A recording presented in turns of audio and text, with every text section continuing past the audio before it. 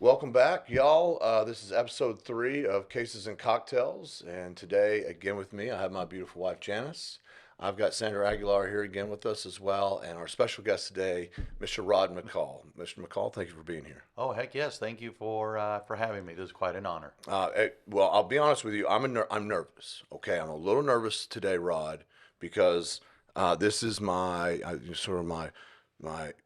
foray into podcast. Okay, Okay. so I'm not as experienced as you. You've been running one for a while, Well, right? yes, I was going to say this is new for me too. I Okay. am on the interviewee side instead of That's the fair. interviewer side. That's fair. So this is kind of a new experience for me as well. So, That's hey, no worries. well, and I gotta say, I told you when you first came in today. I said, "Hey, give us grace. All right, we're novices, so we just give us grace. We'll get through this."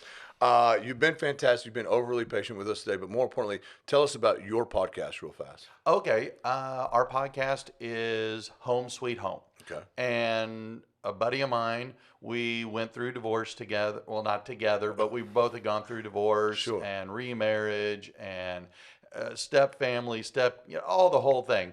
And we were at a golf course, and he was telling me, "Hey, I got this idea. What do you think?" And I go, "Holy cow, absolutely." And so we started, a little over 3 years ago. And we have had so much fun. He's had to bow out. He now has 3 kids, 2 of them toddlers. And so another buddy of mine stepped up, but we still co host our show, which is designed to help families be able to interact and talk with each other. Yeah. Again, it's titled Home Sweet Home, with the idea that home should be the place you want to go. Go. Yeah. And so we're trying to help parents be able to, or couples be able to relate to each other, help parents relate to kids, and kids to be able to understand and relate to parents. Yeah. And so we have had so much fun talking about all kinds of things. We bring in guest speakers or guests like this from time to time as well. And we are at almost 5,000 downloads. We've Nice. been downloaded in 6 continents, 57 countries.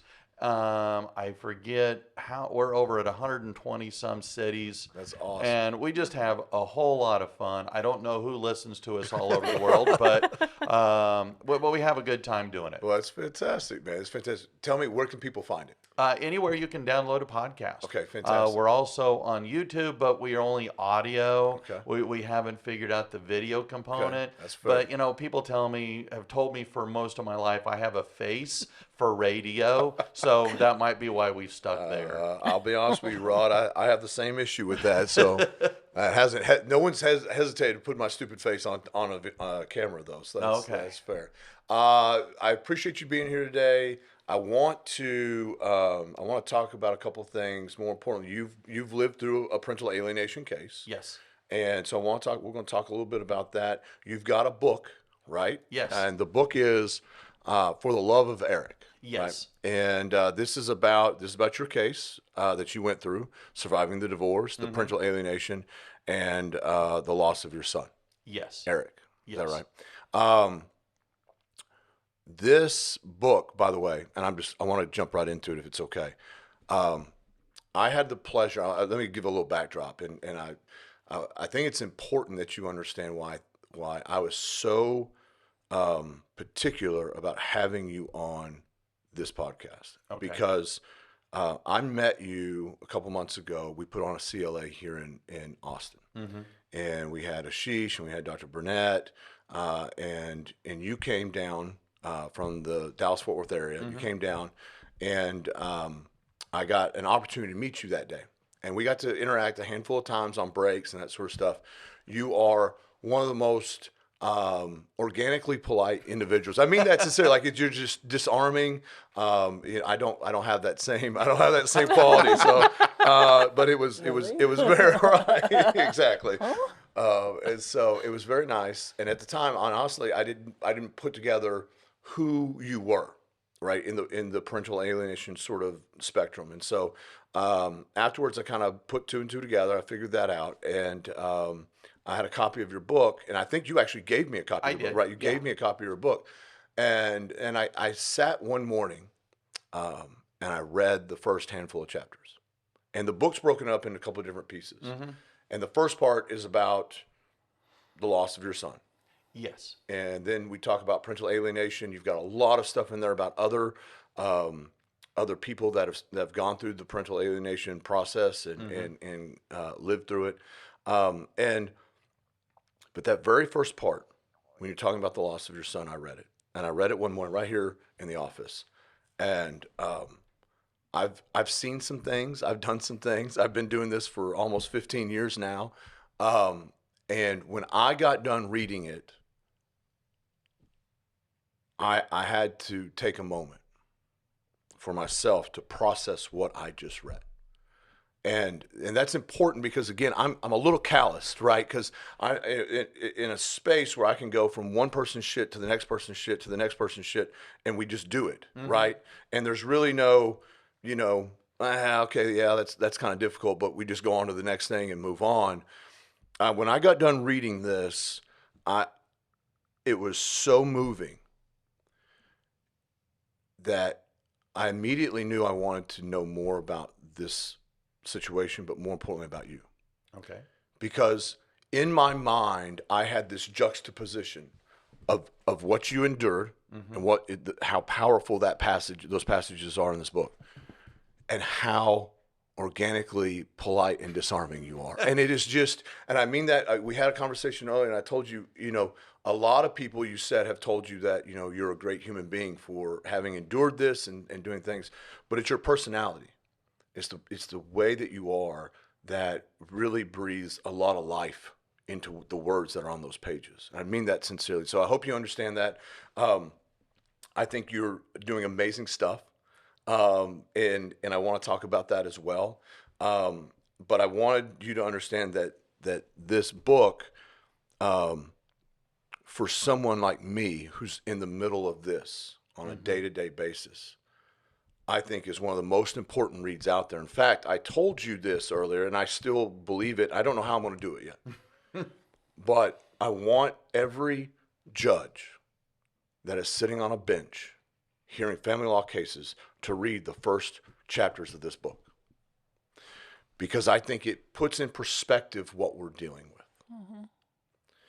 And I think you are doing a disservice to the rest of the litigants if this is not your backdrop, because this doesn't happen every day. No. Thankfully, praise the Lord. Thankfully. But if this isn't the backdrop, then I don't know that we're doing what we're supposed to be doing. I mean that sincerely. Do you agree? Do you think that's too much? I'm not trying to be dramatic. I wish more of those involved in family law in every capacity would be more aware of what parental alienation is. It happens. Okay. About 90% of people that get divorced can do so okay. Right. I mean, you're going to be angry. You're going to be hurt. You're going to be vindictive. Dr. Richard Warshak put out a book many years ago called Divorce Poison. Right. And he said parental alienation comes in 3 levels. And he says, one, even happy couples will engage in parental alienation because they don't want to be seen as the bad parent. And so that's level 1. Johnny comes to you and says, Mom, can I do this? No. Johnny goes to Dad. Mom, it's all right. He can go do that. Right. So kids play us against, as parents, our kids will play us against each other. And so you get level 1 in there without really understanding. Yeah. Level 2, a lot of divorces get to level 2 in the very beginning, in those first few months when mom and dad are very angry with each other. Yeah. And so they'll pit the kids against, the other parent. Yeah. But they quickly, within a few months, they realize, oh my gosh, this is not going, I realize what I'm doing is wrong, and they stop it. Well, and then on top of that too, the bandwidth to do it, right? To maintain that level of animosity at some point, right? That person's no longer in the same house, at least, hopefully, right? You know what I mean? So that bandwidth starts to drop quickly, yeah. But level 3 is where it escalates. That's what I got into, and what you spend a lot of time dealing with. That represents, on average, about 10% of all people that get divorced in our nation. Yeah. They sadly represent in the neighborhood of 90% of all the time that is in front of the judge. Yeah. And so these 10%, a lot of times can be identified by one of the two parents having either borderline personality disorder or narcissistic personality disorder. And when the lawyers understand that, when the judge can understand that, when the therapists that are hopefully involved, the ad litem attorney understands that this personality disorder that this parent has is playing a huge driving factor in what's causing the parent to act as badly as they are. Right. Well, now you can step up. Right. Now you can go, Right. okay, we can start taking measures. Right. And there are ways to help.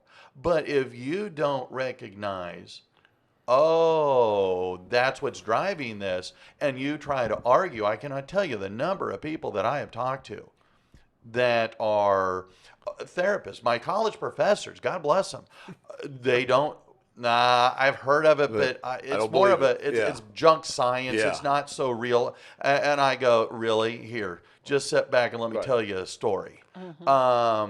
And then I've had people say, well, Rod, okay, yeah, I know your story. Right. Yours was bad. It was horrible. It is an exception, not the norm. And I'm going, well, to an extent, but when a parent kills their child, which is what Eric's mother did. Right. That is parental filicide, and that is happening sadly all too often. Right. Mine came to a crashing halt October 21st, 2011. Since that day, there have been what I am aware of, which don't put a lot of stock in that because there are a lot of things I'm not aware of, but I know of at least 5 cases, one in Waco, one just north of Dallas, another one in Dallas, one in Fort Worth, and one in San Antonio, of parental filicide, where the parent was going to lose custody or was afraid of losing custody, and they killed the children and themselves. Right. And that's just in Texas. That's just in the last 10 years, 12 years. And that doesn't take into account where they don't kill the kid or they kill the other parent and then kill themselves. Yes. Leaving the kid sort of without any parents at all. Yes. There was a recent event here in Houston where that took place, where parents were in divorce and they killed a couple of the kids, missed one, and so now they committed suicide as well. So now they've lost both parents and their siblings, and here we are. Yeah. And a lot of times, like I said, if we can better understand what's going on, then maybe we can do a better job of heading things off at the pass before they get to where mine went. And that's the thing about it, though, Rod, is that, not every case ends in parental filicide. No. Not every case involves homicide or homicide-suicide, right? Murder-suicide. Some of them, in the last episode we had Robert Garza in here. Yeah, I know him. And he was talking about he's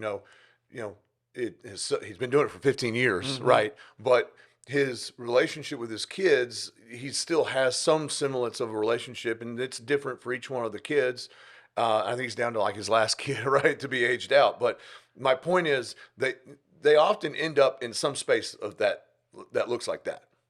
But I think it's important, though, that the bench in particular, and I think lawyers and the professionals, the ad litems and the amicus and all this, but the bench needs to understand when we're talking about this is something that could happen. If we're going to advocate for the health of the children, then absolutely. Yeah. We are very good at identifying physical abuse and sexual abuse. Right. What we are really horrible at least in the legal field dealing with divorce, is not being able to recognize the immediacy of emotional abuse and emotional neglect, which are both identified as really rotten. Well, how about that? That's really not the correct terminology. But they are identified in the Right. DSM-5 Right. TR. They are identified by the Adverse Childhood Experience study that was conducted by the CDC and Kaiser Permanente going all the way back to 1999. So it's 25 years old, and they identified it back then. But we don't take active precautions to protect our children from these. And so, yes, more information, more awareness, more willingness to step up and put a stop To it. Yeah. is necessary. I want to say this too, and I want to get to some of the things that you're doing to get more awareness out there, and I want to get to that a little bit later. I want to tell you this quick story though, and this story can probably be regaled by most family law attorneys, particularly in this great state. I'm sitting in a room at the DFPS office here locally, and I have my client. We're sitting there, and they're telling me there's nothing wrong with little Johnny. And the allegation against the other parent, there's nothing to it because there's no bruises, there's no marks. Little Johnny said he's fine. I said, okay. And I asked them if they talked to little Johnny. They said, well, yeah, we talked to little Johnny, but his mama was there and she didn't want him talking. And so he was real hesitant. The entire time he was talking, he was looking around, looking for mama. And they asked him a question if he needed therapy, and he immediately said, no, I can't go to therapy unless there's a court order. An interesting thing.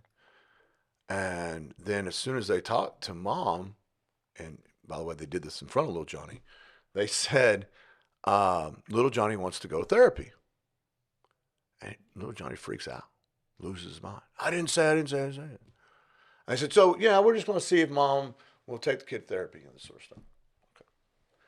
And I looked at both of them. At the time, there's two of them in there, a worker and a supervisor. And I said, any concerns at all about little Johnny's behavior? No, we're good. I said, do you know what psychological abuse is? Emotional abuse? Do you know what psychological maltreatment is? No. So explain it. I said, these are all the hallmarks of a child that's been enduring this. And we don't do that type of abuse. We don't do that type of abuse. And so to my point for what you said is exactly right. We don't, the department that is set up in order to protect the family, right? Mm-hmm. They don't even do that type of abuse. It speaks volumes to me about it. But more importantly, I want it to be a space where I can articulate the things that you're doing to kind of help perpetuate this conversation a little bit more. Before I do it, I want to talk a little bit about what happened in your case. Your case was a divorce. Mm-hmm. When did it start?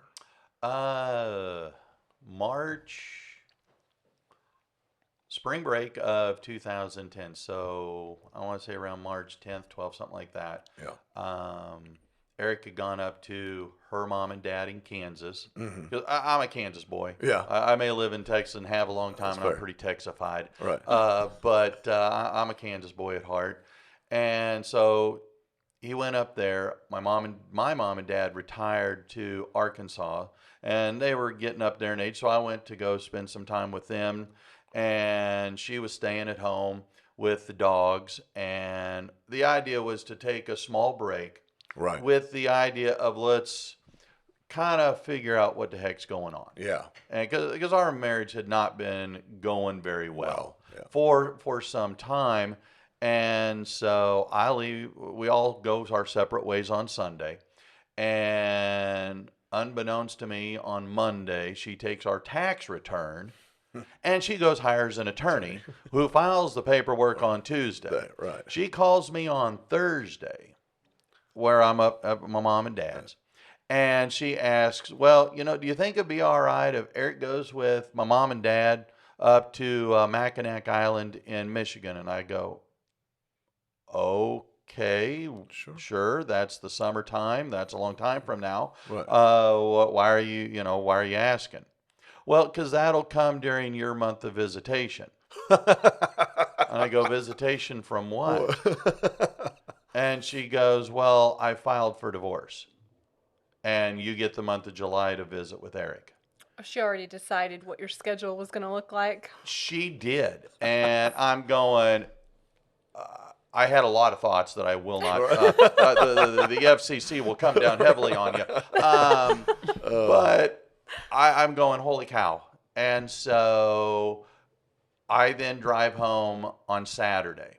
I get home and her mom and dad are helping her pack up all of my stuff. Wow. Eric greets me at the door and he says, Daddy, please don't move out.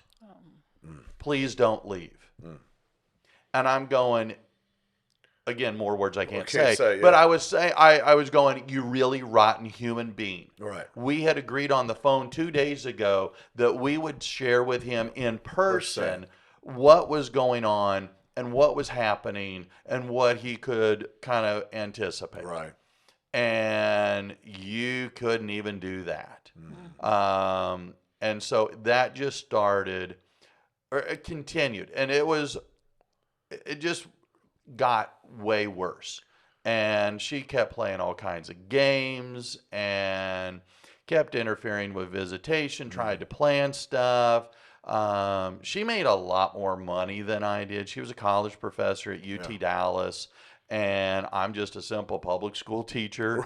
And, because we don't make a whole lot. That's fair. And so anyway, she was, doing all different things and buying him gifts and saying, well, maybe Daddy can take you to Chuck E. Cheese. Well, maybe Daddy could take you down to Dave and Buster's. Right. And I'm going, I am already paying you child support. Right. And now and I'm barely making it by. Yeah. So you want me to do with what money? Right. Yeah. And so anyway, it just, she kept playing game after game after game, making it tough. Eric and I had gone to church one Sunday, and they were selling Girl Scout cookies.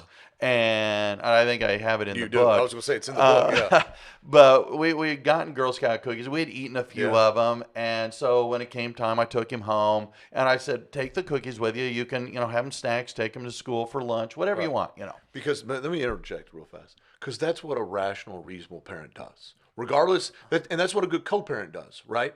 You say, hey, look, little Johnny, little Susie, it doesn't matter what, right? Hey, we kind of doing this together. You can take this with you. And it's not, I think it's important because that also gets perverted very quickly, right? Because matter of fact, we were just talking with some colleagues the other day about, you got a situation where parents will send the kid with food and then say the other parent doesn't have food. So I want to point out, like in this space, like you're doing it in a way that's appropriate, that's happy, that's healthy. To do it.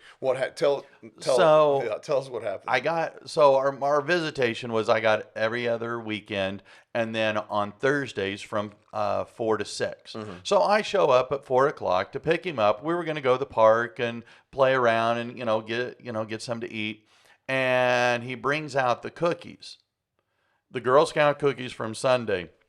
And he says, Mommy said I can only eat them with you because you bought them for me.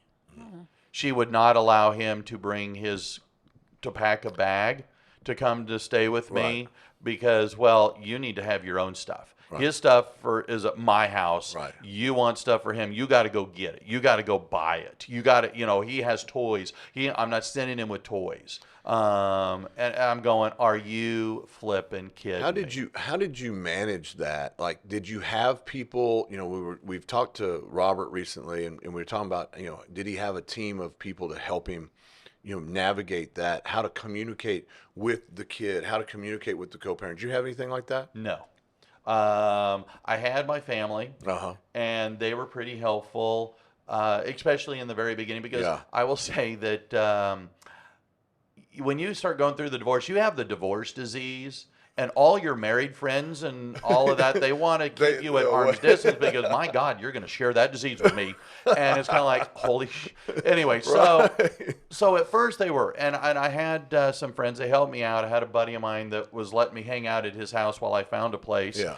And he had a bunch of, he actually did screen printing. Okay, And yeah. he had a bunch of leftover shirts. Yeah, And yeah. so Eric and I went through all Yeah, of these yeah, leftover shirts. And so he got about like 30 t-shirts, Shirts. for all kinds of stuff. And so that helped out. Yeah, of And course, of course. my siblings helped out Yeah. quite a bit to help get me started. Yeah. Went to half price bookstores and Yeah. started buying, cheap books for yeah. a library Yeah, for yeah, him, yeah. for us to read. And so I had that, but I had something I stumbled across by blind, stupid luck.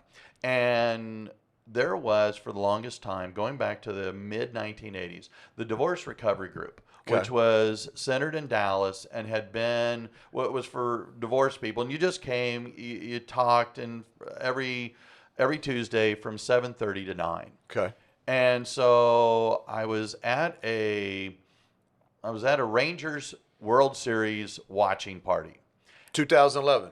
Yeah. I'm a huge Rangers fan. No, 2010. It was the first 2010. time. Okay, It all was right. first All right, time. And so I was seeing some friends I'd Yeah. met through another social organization, the North Texas Single Friends Group. There you And so I met a few folks, and they were saying, well, hey, why don't you come tomorrow? Come to this group. Right. And so I did, and I started participating in the weekly events, and they provided a social outlet. And so we would do stuff on the weekends, learning how to be single again. Yeah. Because when you're in your 40s, it's a lot different than when you're single in your young 20s, Yeah. because you're not in college. Right, yeah. And so meeting people, learning to be single, learning how to function. And so that group became my support group. We supported each other. We helped each other. We cried. We laughed. We would do sometimes child-friendly Right. events. So if Right. it was a first, third, or fifth Fifth, weekend, do it, well, yeah. then, hey, we're going to have a get-together. We're going to have a party. We're going to have a swim or whatever it was. Right. And those people became my support network. Awesome.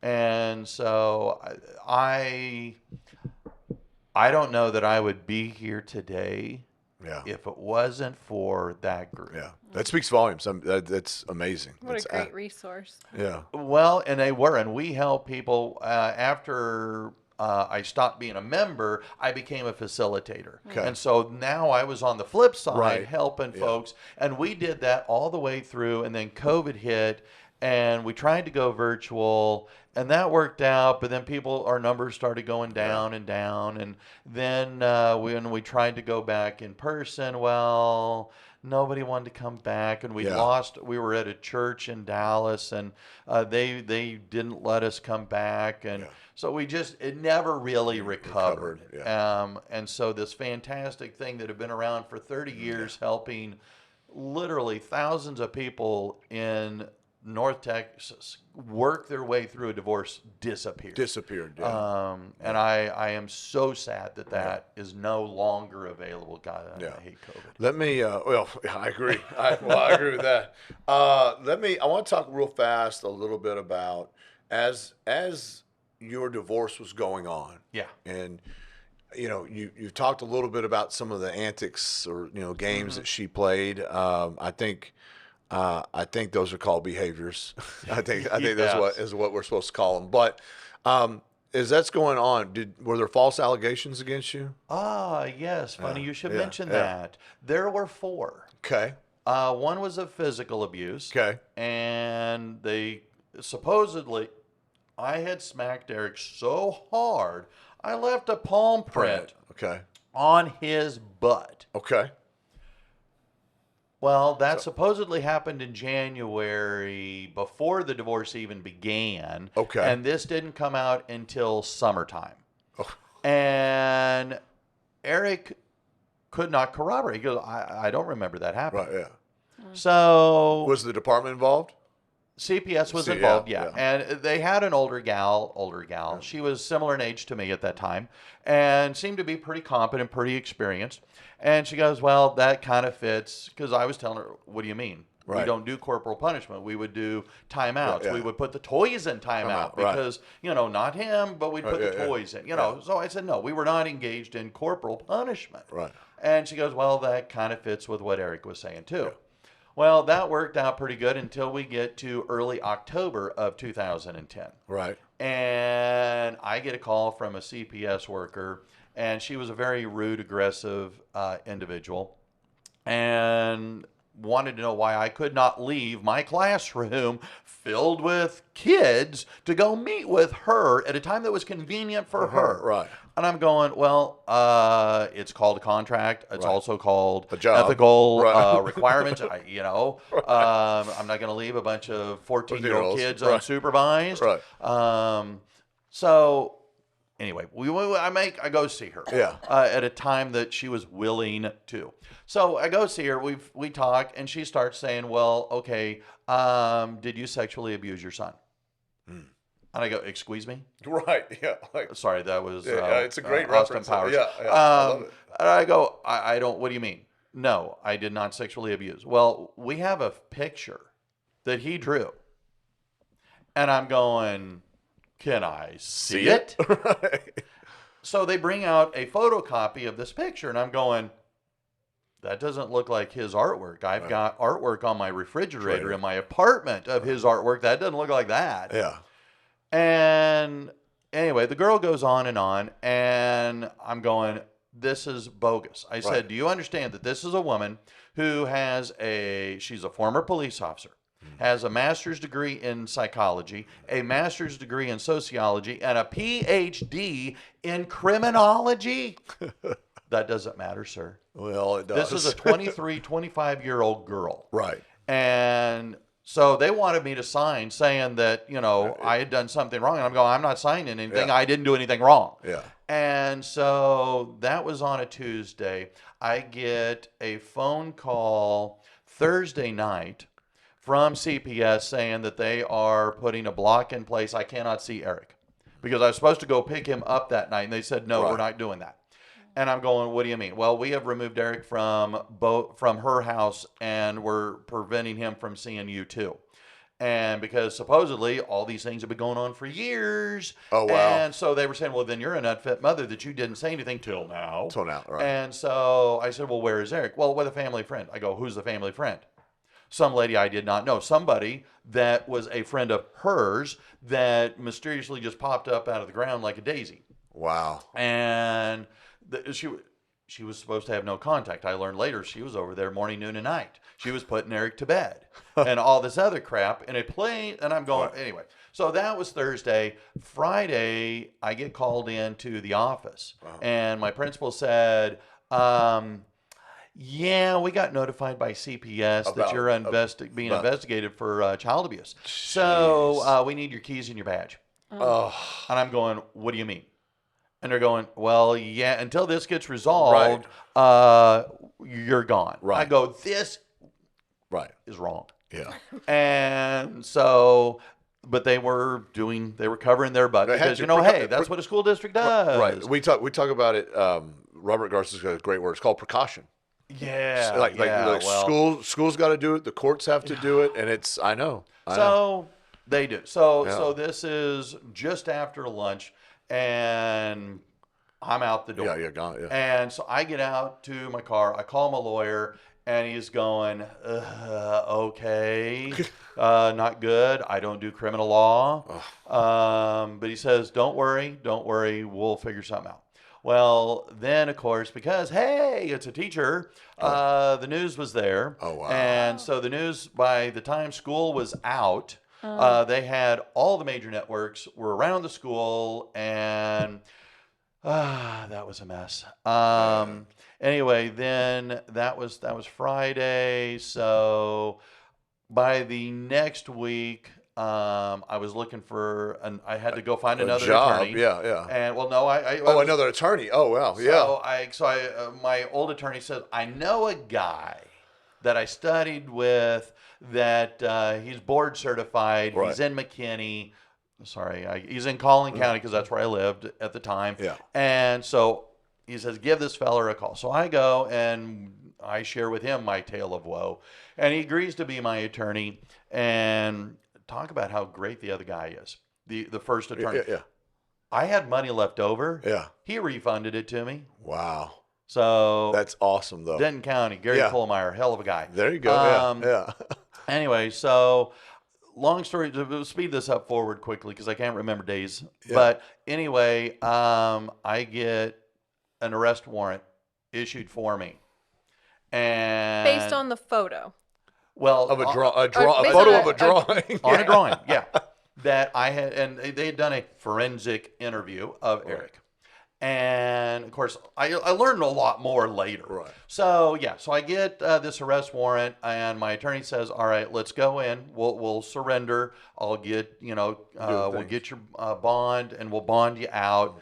And so yeah, that happened. I got to tell you, not real exciting for me to have gone through the arrest process. And luckily, I didn't have to stay there more than, I don't know, like 4 or 5 hours. Right. At the jail. But that was really kind of embarrassing, humiliating, and I'm going, I hadn't done anything. Right. So How long did you have to go before you got to see Eric again?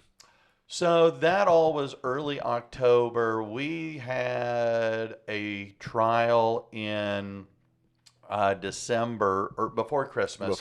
And it was a day-long deal. Yeah. And at the end, the judge said, "I'm going to grant you your divorce," and we're right before Christmas, and so okay, it was that particular year. She got Christmas, I got New Year's, and he was going to reinstitute visitation, starting with me right after Christmas. Yeah. So yay, we're divorced. Right.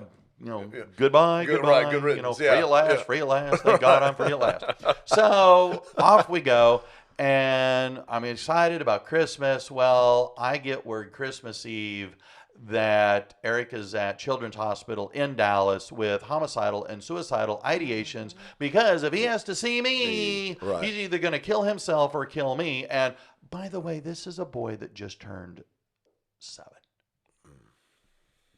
Tell me how many 7-year-olds who at one point asked you not to move out. Right. Yeah. So anyway, he spends a month in Children's Hospital. Jeez. And CPS said, we're going to keep this no visitation in place because I'm a dangerous person. Yeah. So Eric's there a month. I tried to go see him. They wouldn't allow me. I had a court order saying I had a right to see him. But we had a psychiatrist. The psychiatrist tried to create an environment for me to go see Eric. Right. And so we'd set up a time. It was the first time I'd actually talked to a mental health professional about what the heck was going on. And it was actually really great. Right. And so he facilitates this time. And so I show up and he brings Eric out and Eric sees me and his eyes light up and he's all excited. He starts coming towards me and then he stops after about 5 feet. And you could see a change take over him. And he's whispers to the psychologist or psychiatrist, and he goes back into their facility. Right. And I'm dying. I'm devastated. I mean, I'm crying. I was going to ask. I'm just going to stop you for a second. Like, walk me through that. I mean, that's got to be. You just have to implode yourself right there. I was so excited. I mean, I'm overjoyed. He was overjoyed. Right. And I'm trying to say, hey, buddy, and I'm trying to hold it together, which I was doing a very poor job of. Right. And so I'm starting to cry, and when he goes back in, I just lose it. Yeah. And the psychiatrist said, he's not ready. And I learned later from the notes, his mother was coaching him, telling him that I was going to climb the 6-story wall up to where they were at. Right. And I was going to break in. She was showering with him. She was helping him fill out his daily charts on how he was feeling. He filled it out saying, hey, I'm doing pretty good today. Right. Sorry. No, go ahead. Keep going. I was agreeing. Oh. I apologize. Sorry. No, I was agreeing. I'm living. I'm like, I can live. Like, I can just feel you, like it in this space of learning of how she's going through the chart and changing it. Right. Yeah. She would go up to the nurse and say, he filled this out wrong. And so they would give him another one, and then she would say, well, aren't you scared? Aren't you worried? Aren't you afraid that daddy's going to come and hurt you? And so the nurses and all the people there, they're recording all this stuff, right? So we go back to court in February, Thursday, February 17th. Okay. And so we have this afternoon hearing, and we're sharing all this stuff because my lawyer had gotten these notes. Right. And so I'd spent a whole day at Whataburger because I could sit there and it wasn't at home and free refills. And so I'm highlighting all these different things. Right. And so we go into the hearing, and the judge goes, after all was said and done, he goes, you know what? This boy needs his dad, and this dad needs his boy. I am overriding CPS. Visitation goes back to normal, effective tomorrow for the weekend. Right. And that's where we went. And I got visitation then from mid-February all the way to the trial. How was that first visitation? What was that like? Oh, my Lord. Okay, so my best friend had been planning anyway. So he came up from Houston. So it was not just Eric and I. There was now going to be a third party there. Right. Yeah. And so he and I go to pick Eric up at his mother's house, and Eric was very resistant. Didn't want to come. No. Fight, screams, hoots, hollers, runs out. And his mother goes, oh, now, Eric. Oh, it's going to be fine. Oh, you're going to have fun. And all the other kinds of crap. Yeah.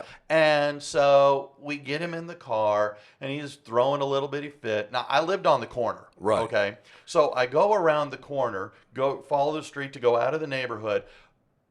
And as soon as the house was out of sight, boom. Yep. He was the same happy-go-lucky little boy, and we had the best weekend. Yep. That's amazing. How was it when you went to take him back? That first time, it was fine. Okay. As the months go by, Yeah. it deteriorated. Yeah. I was getting a hug. Yeah. The hug went to, like a handshake, a high five, a fist bump. And the last time I saw him, he said, Daddy, I hate you. I don't want to see you ever again. And that was the weekend before the trial began, because we had a jury trial. She had filed petition to terminate my parental rights. My lawyer said, oh, my God, nobody does that. That's the nuclear option. He said, I would never do this. But he said, because she opened the door, we're going to file to do the same thing. And so we had a jury trial to determine who was going to be Eric's parent. And we go through this. I mean, we brought out the psych eval that identified her as having mental health issues, the psychiatrist. We had all kinds of people. Yeah. And when it was all done, the jury ruled or voted, however you want to call it. Yeah. They came back with 11-1 decision, stripping her of her parental rights. And this is in a Collin County, Texas jury, taking a mom's rights away, which kind of like, whoa. Yeah, 100%. So it was kind of boggling. Right. And so my lawyer tells me, he says, Rod, go. Well, and I want to stop you before you get there. I want to stop you real fast, and I want to point out a conversation that you and I had. Okay. And I want you to let Sandra and Janice know you had concerns. I did. And you and your lawyer talked about these concerns. We did. Tell them a little bit about. Okay, so the Sunday evening before the jury, my entire family had come in, some family friends, people who knew Eric's mother. One of them was her former grad student, who witnessed a lot of our marriage time and how nutty she was then. Anyway, so we're all in his office, and I told him, I said, if this goes against her, I feel like she's going to hurt him. She's going to do something really bad to hurt him. And my lawyer says, no, it's fine. He's going to be fine. I'll make sure the judge is aware. We'll take care of it. Mm-hmm. That Friday, he was supposed to be at school. And when I called the school, and because, I had a good reputation in the district. Right. And so, anyway, the principal said, no, he's not here. She physically went to make sure that he was not there in his classroom, and they had gotten a call saying that he was feeling sick and they were going to keep him home from school that day. Yeah. And so I'm going, son of a gun. Yeah. As soon as my lawyer and the ad litem attorney showed up, I told them, I said, Eric is not at school. Yeah.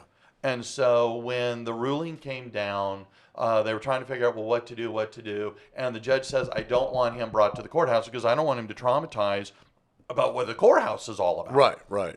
So he says, we're going to let her go home and have one final goodbye. Oh my gosh. And so my lawyer says to me, go home, get your boy. And so my sister and we were not dating. I want to make this very clear. Yeah. The woman that became my wife, that is my wife today, we were just super close. Right.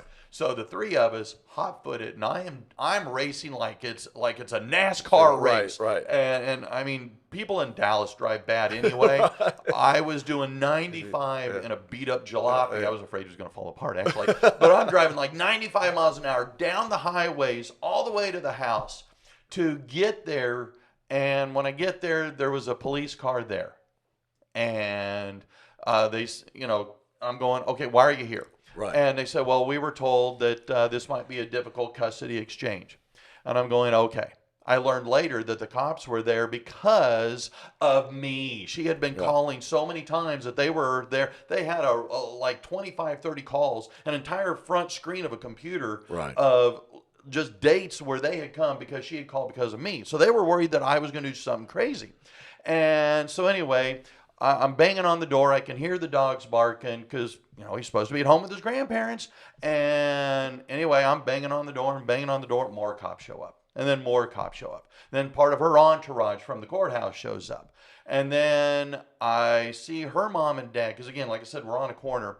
I see her, the cops had come and said, well, what does she drive? And I said, well, she drives, a white van. They go, okay, well, it just pulled into the driveway because the driveway was in the back of the house. And so I'm thinking, oh, crap, this isn't going to be good. Right. Thinking it was going to lead to a big fight or who knows what. So then I see her mom and dad across the street on the sidewalk. And I'm going, wait a minute, what the heck are you doing there? Right. And I'm about to go, what are you doing? Well, that's when I hear 3 pistol shots. And so here it was, 11:30 a.m. on a gorgeous Friday morning. And my son was dead. I lost it. I don't have strong memories for the next 4 or 5 hours. Mm-hmm. But it was horrible. Mm-hmm. And I'm sorry, I'm starting to tear up, and I've told this story 1,000 times. Never, Rod, don't ever apologize. Don't ever apologize. But I've been reading Matthew McConaughey's book, Green Lights. It's a good one. I've read it twice. Yeah. That was a red light. Yeah. But in his book, he was talking about how you can turn red lights into green lights. Yeah. Green lights make you go. I've turned that event not just into the book, but into a mission that has turned my life totally around. Yeah. I will graduate right before Thanksgiving with my master's and be a professional counselor, just like Sandra. Nice. Congratulations. Thanks. I'm super excited. But why? Why do you want to do that? So, as I started, I had no idea what parental alienation was. Right. My lawyer had mentioned it briefly. I did a quick Google search because, that's what everybody does. But this is Right. 2010. Right. Google isn't like what it is It's today. today. And so I really didn't know. I mean, I found a few things talking a little bit Yeah. about it, but I didn't know what it was. So I go, you know what? I'm drowning Right, here. yeah. And so I put it off to the back burner. A few months after Eric died, as I was trying to process what the hell happened. How did I go from happily married to unhappily married to now widowed and childless? And so I started again. And this is where I ran into Dr. Warshak's book, Right. Divorce Poison. Right. And I'm reading this book and I'm going, dang it, where was this? This, right. The entire Okay. process. Yeah. Granted, the book was printed and I could have found it. It was there long before me, but I didn't know that. Yeah. So I'm reading it, and that was my kickstart. Yeah. And I have done a ton of research. That's where I got into. Right. That's how I started reading I wrote the book. Yeah. It was my journal writings, but then I had done some research looking into it, trying to figure out, make sense. I had Right. to understand what happened to Right. us. Right. Because this didn't happen to me. It didn't happen to Eric. It happened to all three of us. Yeah. And it happened to her extended family, my extended family. Right. And so I needed to know. Right. I could not just accept, I had to understand. And so the book was my first part, and that was my cathartic healing. And let me say this, and you took the first 3 or 4 chapters, you detail what you just kind of gave us. I guess it's through 53, part Okay. one, Okay. page 53, and you go through it. And like I said before, I've read it, and it's just as emotional in writing as it's sitting and listening to you tell us personally. What's amazing though is what you just were talking about.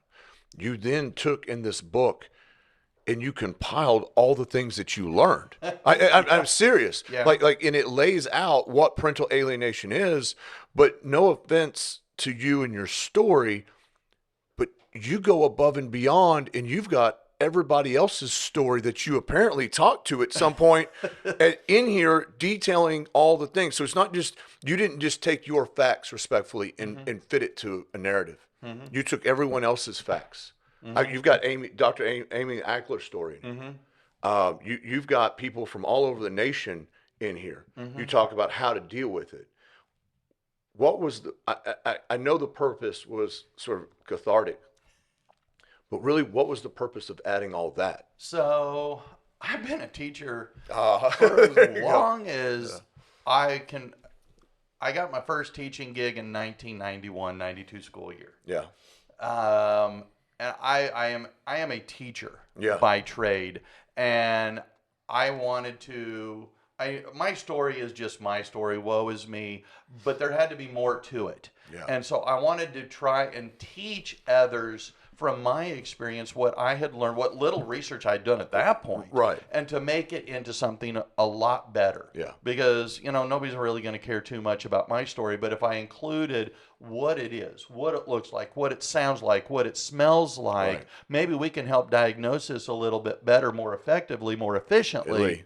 and we can help save other kids' lives. Yeah. And I that's why I started with what I started with, because when I read it, that's exactly what I got out of it. I'm not trying to say that to placate you. I'm saying that's literally when, as soon as I read this, I said, if the professionals read it, if the judges understood it, we could save lives.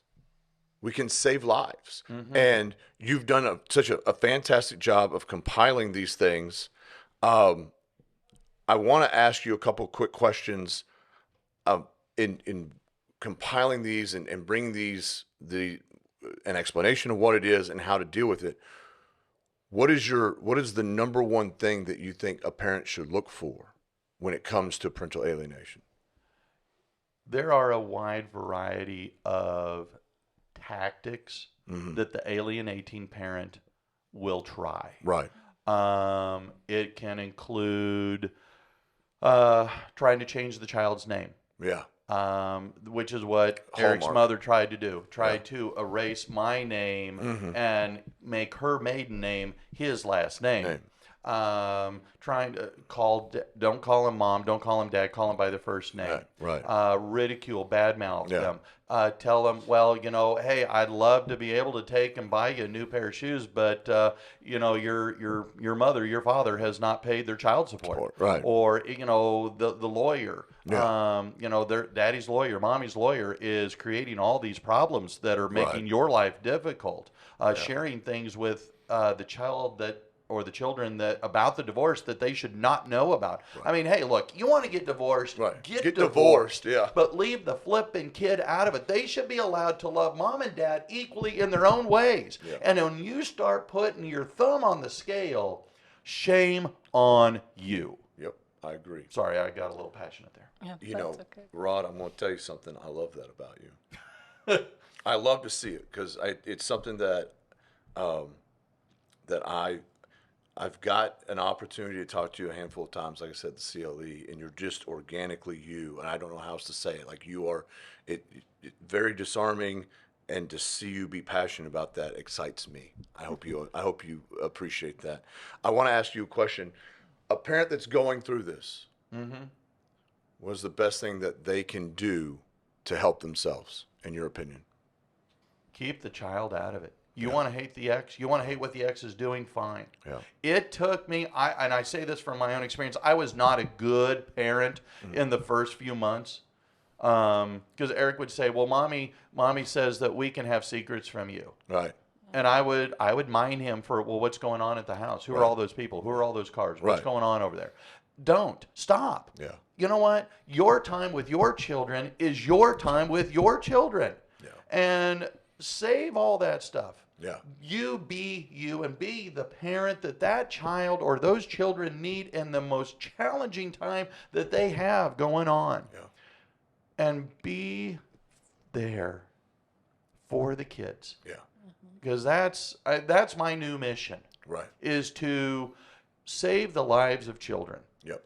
Because even if they are alive, if the other parent doesn't kill them, when they engage in bad behavior, then the psychological damage that has, the long-term negative effect that has on children is catastrophic. It ruins their ability to have relationships. It makes it hard for them to get jobs. It makes it hard for them to have self-confidence. The amount of stress, anxiety, depression that they go through is just horrific. Their chances of engaging in risky behavior, from premarital sex to sexual encounters to using drugs and alcohol, even the rate of suicide amongst kids whose mom and dad have gone through divorce, especially a bad one, right, is through the roof.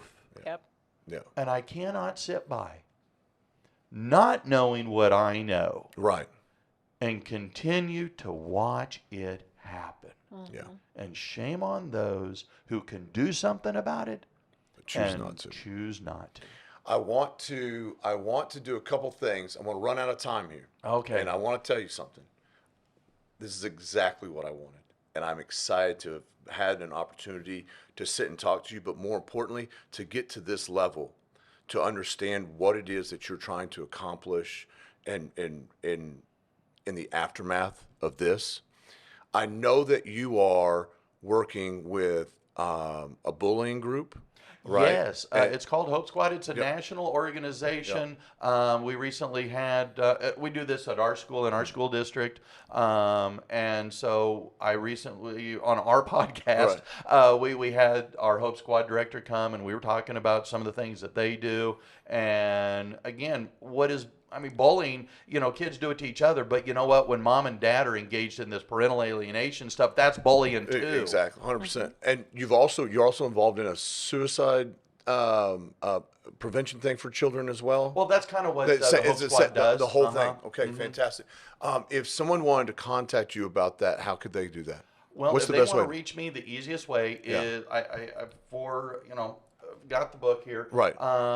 And I have an website. Okay, yeah. It's the title of the book, For the Love of Eric, and it's ERYK. Yep. Okay. And then they can reach out and hit you directly. Yep, and they can all, and then my email is fortheloveoferic@gmail.com. Fantastic. I And appreciate before we end, I want you to tell me a little bit about Monday. Oh, Yeah. so Monday is Eric's Angel Day, October 21st, and those first few years were horrible. It was super hard. I had a hard time focusing at work. Eric's birthday is on Halloween. So the end of October, those first few years were nightmares.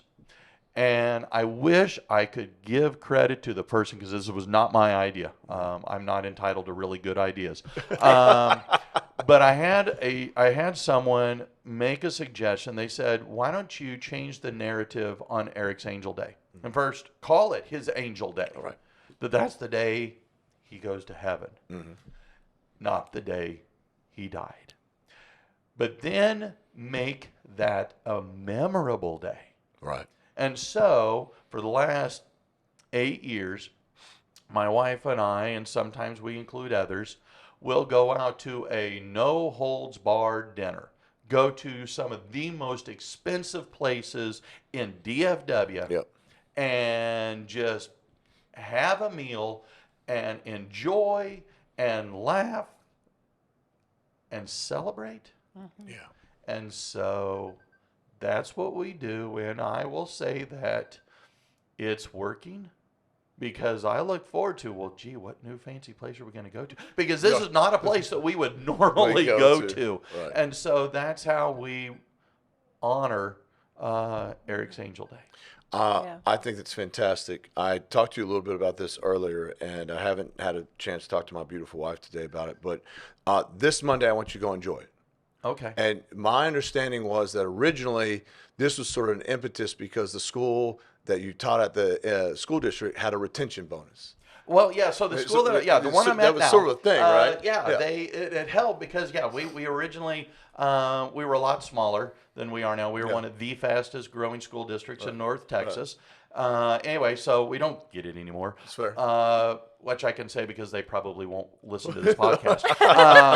But they used to give us $1,000 retention bonus, and it would come with our first paycheck with the new fiscal year. So we would get it at the end of September. So I would usually have a nice amount of cash to be able to go spend on this fancy dinner. So now I have to save for months to make it happen. Well, this Monday you're going to do it on us. So we appreciate this is my gift back to you for coming all the way down here to do this podcast with me. My firm is going to pay for Monday. Go do whatever you want. Do the things. We'll take care of it. Yep. Thank you for being here. Thank you We for sharing greatly your appreciate story. it. Yep. I am honored and exceptionally blessed to be here with you guys. I love what you're doing. Good. I loved it when I first engaged with you guys this summer, and I am just humbled beyond words that you would want me in the because this is episode number 3, so that you would want me so early. Oh no, 100%. I hope that you get to episode 5. That I don't ruin it. I just want to say this. You've set the bar very high. I have to do this for 3 years now.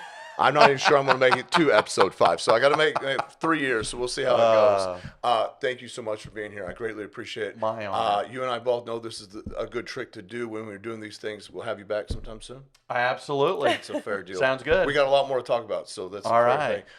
Guys, thank you so much for being here today and hanging out with us. And Mr. McCall, look forward to episode 4 coming up next week with Loretta Mace. Thanks.